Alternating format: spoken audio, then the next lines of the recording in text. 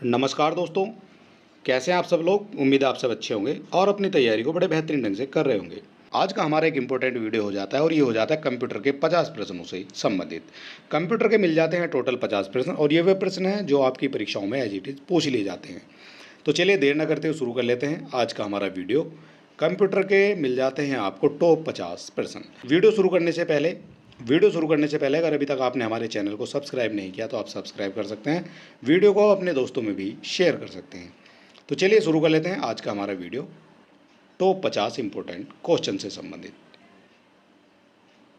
पहला क्वेश्चन हो जाएगा, किस लैंग्वेज का उपयोग करते हुए पहला कंप्यूटर प्रोग्राम किया गया था। किस लैंग्वेज का उपयोग करते हुए पहला कंप्यूटर प्रोग्राम किया गया था। तो ये किया गया था मशीन लैंग्वेज। ठीक है, मशीन लैंग्वेज का उपयोग करते हुए पहले कंप्यूटर प्रोग्राम किया गया था। ये इंपॉर्टेंट क्वेश्चन है और आपसे पूछ लिए जाते हैं आपकी परीक्षाओं में। किस व्यक्ति ने बेसिक कंप्यूटर लैंग्वेज का विकास किया था। किस व्यक्ति ने बेसिक कंप्यूटर लैंग्वेज का विकास किया था। तो ये हो जाते हैं जॉन जी कैमी।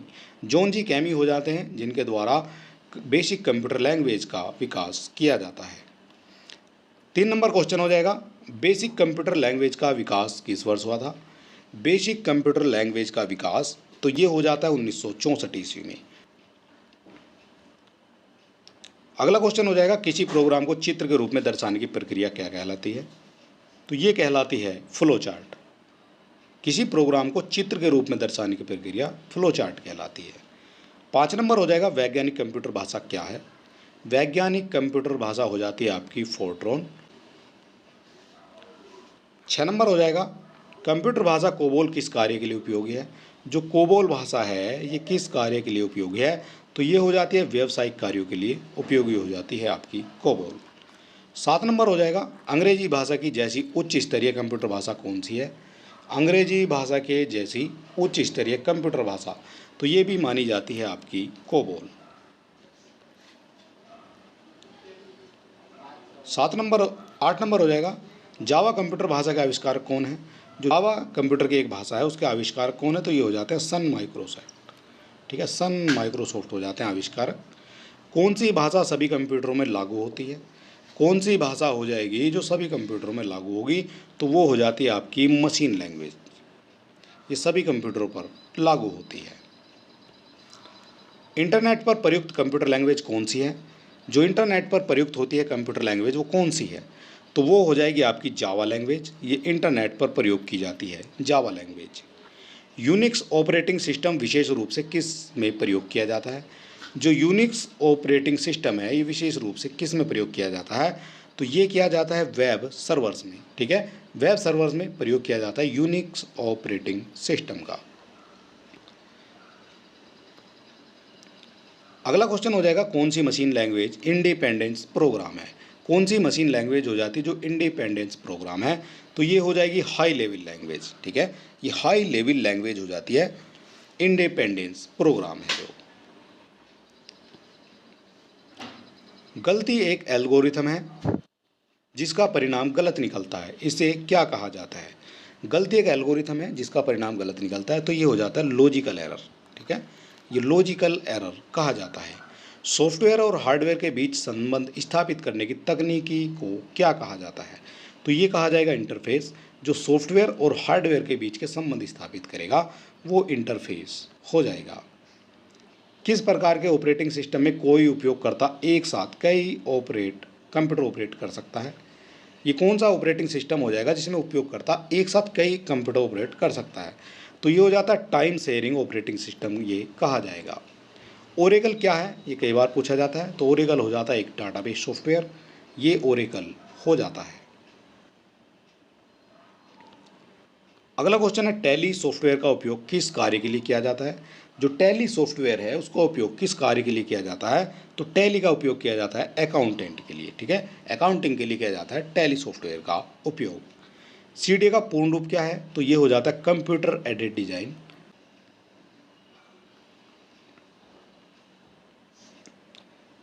रिज्यूम बनाने के लिए किस सॉफ्टवेयर का उपयोग किया जाता है। रिज्यूम बनाने के लिए किस सॉफ्टवेयर का उपयोग किया जाता है। तो सबसे पहले किया जाता है एमएस वर्ड का और फिर पेज मेकर का। और आजकल जो है इंटरनेट से भी जो है रिज्यूम के फॉर्मेट आने लगे हैं, वहाँ से भी आप जो है रिज्यूम के फॉर्मेट ले सकते हैं। 20 नंबर हो जाएगा एम एस वर्ड उदाहरण। तो एम एस वर्ड किसका उदाहरण है? एम एस वर्ड उदाहरण हो जाएगा एप्लीकेशन सॉफ्टवेयर हो जाता है एम एस वर्ड। किसी प्रोग्राम के उपयोगकर्ता द्वारा पठन या वजन को क्या कहा जाता है? जो पठन या वजन है उसको क्या कहा जाएगा? तो ये कहा जाएगा प्रोग्राम कोड। पूर्व से ऑन हुए कंप्यूटर को रीस्टार्ट करने को क्या कहा जाता है? जो पहले से ही ऑन है उसको रीस्टार्ट करना है तो उसको कहा जाएगा रीबूटिंग। अगला क्वेश्चन है पीओएस का पूर्ण रूप क्या है? जो पीओएस हो जाता है उसका पूर्ण रूप क्या है? तो ये हो जाएगा पावर ऑन सेल्फ टेस्ट, ये हो जाता है इसका पूर्ण रूप। लाइनक्स किस तरह का सॉफ्टवेयर है? जो लाइनक्स है वो किस तरह का सॉफ्टवेयर हो जाएगा? तो ये हो जाता है लाइनक्स ओपन सोर्स सॉफ्टवेयर हो जाता है। ये कई बार परीक्षाओं में पूछा जाता है। जब किसी कंप्यूटर में 2 प्रोसेसर लगा दिए जाते हैं तो उसे क्या कहा जाता है? जिस कंप्यूटर में 2 प्रोसेसर लगा दिए जाते हैं तो उसको कहा जाएगा पैरेलल प्रोसेसिंग। ठीक है, पैरेलल प्रोसेसिंग उसको कहा जाता है। अगला क्वेश्चन है हमारा किस टोपोलॉजी में नेटवर्क कंपोनेंट एक ही वायर से जोड़े जाते हैं? तो ये जोड़े जाते हैं बस टोपोलॉजी से। वर्तमान कंप्यूटर के आविष्कार का क्या नाम है? वर्तमान कंप्यूटर के आविष्कार का नाम तो ये हो जाता है चार्ल्स बेबेज वर्तमान कंप्यूटर के आविष्कारक ये हो जाते हैं। सबसे पहला कंप्यूटर कौन सा था? सबसे पहला कंप्यूटर तो ये हो जाता है एनिएक। ठीक है, ये एनिएक हो जाता है सबसे पहला कंप्यूटर। अगला क्वेश्चन हो जाएगा आधुनिक कंप्यूटर की खोज सबसे पहले कब हुई थी? तो ये हो जाती है 1946 में आधुनिक कंप्यूटर की खोज हो जाती है।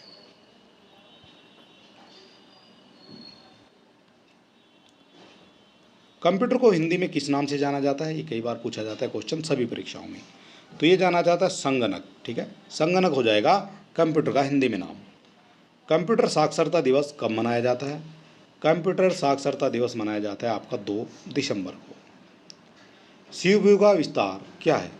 जो सीपीयू है उसका विस्तार क्या हो जाएगा? तो ये हो जाता है सेंट्रल प्रोसेसिंग यूनिट।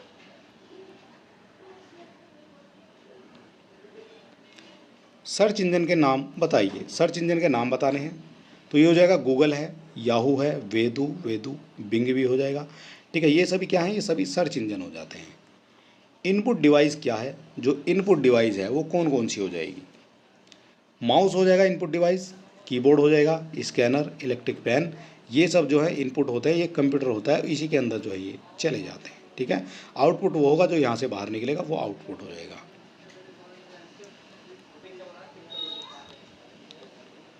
एक किलोबाइट में कितने बाइट होते हैं? तो ये हो जाएंगे आपके 1024 बाइट होते हैं 1 किलोबाइट में। 1 मेगाबाइट में कितने बाइट होते हैं? तो 1 MB में हो जाते हैं आपके 1024 किलोबाइट हो जाएंगे आपके 1 मेगाबाइट में। इसको कहा जाएगा MB मेगाबाइट। ठीक है, 1 MB में आपके 1024 बाइट होते हैं। 1 गीगाबाइट में कितने बाइट होते हैं? ये भी पूछ लिया जाता है। GB में आपसे पूछा जाता है 1 GB में, तो 1 GB में आपकी हो जाएगी 1024 MB हो जाएगी 1 GB में। ठीक है, इससे बड़ी भी होती है तो वो GB से बड़ी जो है वो आपकी TB हो जाएगी। पहले GB आ जाएगी फिर आपकी TB आ जाएगी। ठीक है, ये होती है इससे बड़ी। कंप्यूटर में प्रयोग की जाने वाली IC चिप किसकी बनी होती है? तो ये सिलिकॉन की बनी होती है और ये पैट जैसे एग्जाम में कई बार पूछी गई है सिलिकॉन।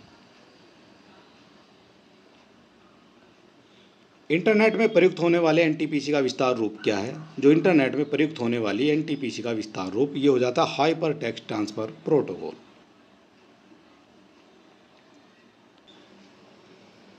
एक निजी कंप्यूटर जिसे आप कहीं भी आसानी से ले जा सकते हैं और उसे अपनी गोद में रखकर काम कर सकते हैं वह क्या कहलाता है? तो ये कहलाएगा आपका नोटबुक। मल्टी प्रोसेसिंग कैसे होती है? जो मल्टी प्रोसेसिंग है वो कैसे होगी? तो एक से अधिक प्रोसेसर द्वारा मल्टी प्रोसेसिंग होती है। ऑप्टिकल मेमोरी एक प्रकार का है। जो ऑप्टिकल मेमोरी है वो हो जाती है आपकी CD-ROM। ठीक है, ये हो जाएगी आपकी ऑप्टिकल मेमोरी। CPU पहले कंट्रोल यूनिट, दूसरा मेमोरी, तो तीसरा कौन सा यूनिट होता है? CPU पहला हो जाता है, कंट्रोल यूनिट दूसरा हो जाता है, तो तीसरा कौन सा होगा? तो तीसरा हो जाता है आपका अर्थमेटिक लॉजिक यूनिट यानी ALU। ठीक है, ये हो जाएगा आपका करेक्ट।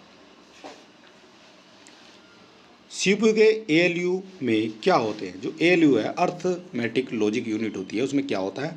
तो उसमें पाए जाते हैं आपके रजिस्टर। तुलना और गणना के लिए कंप्यूटर के किस अंग का प्रयोग किया जाता है? तुलना और गणना के लिए तो ये किया जाता है अर्थमेटिक एंड लॉजिकल यूनिट का, ठीक है। इसमें तुलना की जाती है और इसमें गणना भी की जाती है, तो ये हो जाएगा आपका अर्थमेटिक लॉजिक यूनिट। किसी एक हार्डवेयर डिवाइस का नाम बताइए जो डाटा को अर्थपूर्ण इन्फॉर्मेशन में परिवर्तित कर देता है। कौन सी डिवाइस हो जाएगी जो अर्थपूर्ण इन्फॉर्मेशन में परिवर्तित कर देता है? तो ये हो जाएगा आपका प्रोसेसर। प्रोसेसर के 3 भाग होते हैं। कौन कौन से होते हैं प्रोसेसर के 3 भाग? तो ये हो जाते हैं ALU, arithmetic logic unit, control unit और तीसरा हो जाएगा रजिस्टर। ये 3 भाग हो जाएंगे आपके प्रोसेसर के। कंप्यूटर में अधिकांश प्रोसेसिंग कहाँ होती है? कंप्यूटर में अधिकांश जो प्रोसेसिंग है वो कहाँ होती है? तो ये हो जाएगी सीपीयू में। कंप्यूटर कौन सा कार्य नहीं करता है? कंप्यूटर कौन सा कार्य नहीं करता है? तो ये जो अंडरस्टैंडिंग का काम है ये केवल आदमी का माइंड करता है, जीव का माइंड करता है। कंप्यूटर जो है अंडरस्टैंडिंग नहीं कर सकता है। प्रमुख मेमोरी किसके समन्वय से काम करती है? तो ये करती है सीपीयू के समन्वय से काम करती है प्रमुख मेमोरी। और ये आज की वीडियो के हमारे हो जाते हैं टोटल 50 प्रश्न। इससे पहले अगर अभी तक आपने हमारे चैनल को सब्सक्राइब नहीं किया तो आप सब्सक्राइब कर सकते हैं। वीडियो को अपने दोस्तों में भी शेयर कर सकते हैं। और चलिए दोस्तों, मिलते हैं नेक्स्ट वीडियो में। तब तक के लिए नमस्कार, जय हिंद।